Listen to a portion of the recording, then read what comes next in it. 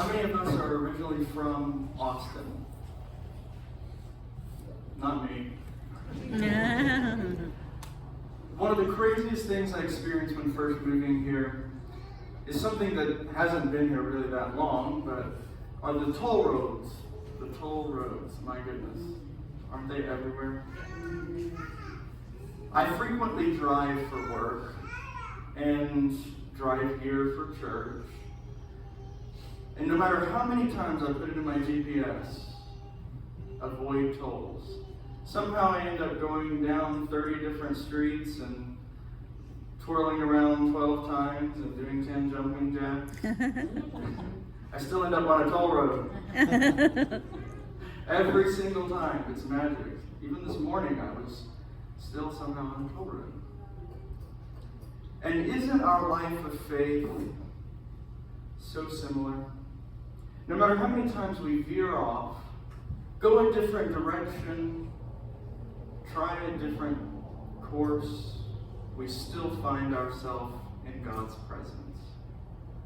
In our first reading today, we saw how someone who had felt cast off by God, who had felt abandoned by God, found her sustenance in the words of Elijah and in the very real bread that her and her son were able to eat for a year.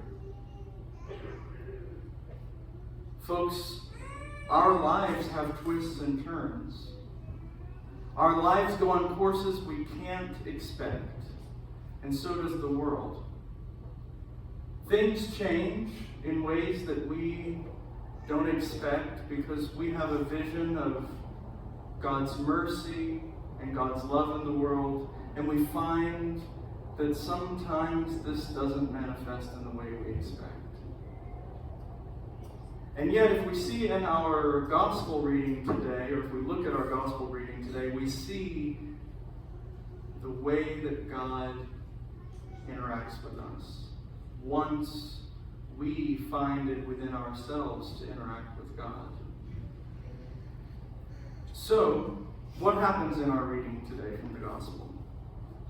Well, we have a young widow who has no money, has nothing to give, and yet finds it in her heart to share what little she does have. She finds it in her heart to take from the little she has and give it to those that are in need. And she's in need herself. We see Jesus saying, look, folks, the guy who gave 10 million times what she gave nothing in comparison. I often think about my time in India, not because of what I did, but because of what I was fortunate to see. I saw, in my time there doing mission work, building homes for folks, people that had already been doing this work, right? We were coming there to support work that was already going on. And one of the most basic needs that we don't even think about is plumbing, and there they have this contraption that Habitat for Humanity came up with that's essentially a giant hole filled with cement, and then there's this cylindrical piece that's lowered in, and because of the lack of plumbing, they can use that, and it's good for 10 years, and then they just need to come in and remove that cylindrical piece and replace it once every 10 years. Once every 10 years. Now, plumbing is something we take for granted, isn't it? And so is a home big enough to at least fit 2 or 3 people.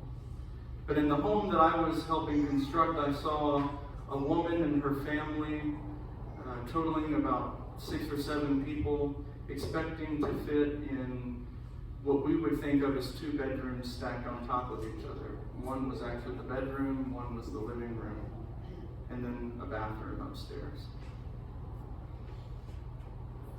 Folks, our message is love, amen? Amen. Christianity is about love. Christianity is about service. Jesus tells us today, how far do we have to go to find what we need to do? Not that far. It's in our Bibles. In our Bibles, it tells us that no matter the twists and turns in the road ahead, God is with you. God will always provide for you. All God asks is what's found in Matthew, to serve the least of these. Folks, I'm not going to tell you that the years to come aren't going to have twists and turns, that our lives won't have twists and turns. But what I am going to tell you is that if we commit together to stand up for the least of these, for the least among us, for those that are being marginalized, we'll find God. Because that is where God always is.